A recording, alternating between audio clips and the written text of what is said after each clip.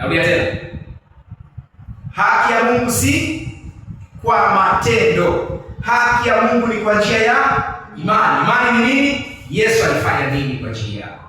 Alikusamehe. Tulihesabiwa haki bure, tulifanywa wenye haki kwa neema, na hili tulipokea kwa imani. Narudia tena. Tulihesabiwa haki bure, tulifanywa wenye haki kwa neema, na hii tulipokea kwa haki.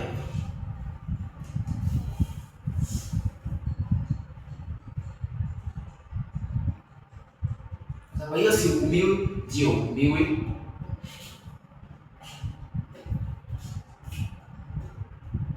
Jamaa Dole anasema kwa nini tunaomba?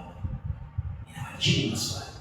Kwamba tunaomba kwa sababu hizi. Kwa nini tunatoa? Inawajibu maswali. Tunatoa sadaka kwa sababu hizi. Kwa nini tunakuja kanisani? Tunakuja kanisani kwa ajili ya ushirika kama waamini, tuweze kujengana, kufanya kazi ya huduma. Ndio maana tunafundishana, tunaomba pamoja. Lakini hatuoni hakika kwa sababu tunamuogopa Mungu.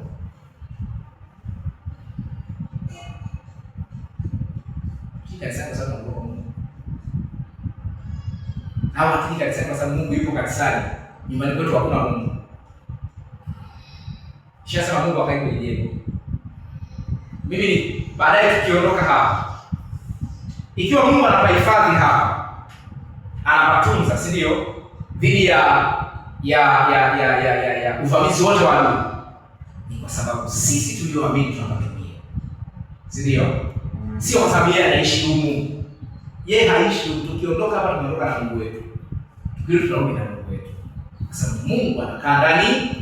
Sema Mungu anakaa ndani yangu. Mungu anakaa ndani kwa njia ya imani, katika Kristo Yesu. Amen. Hallelujah. Amen.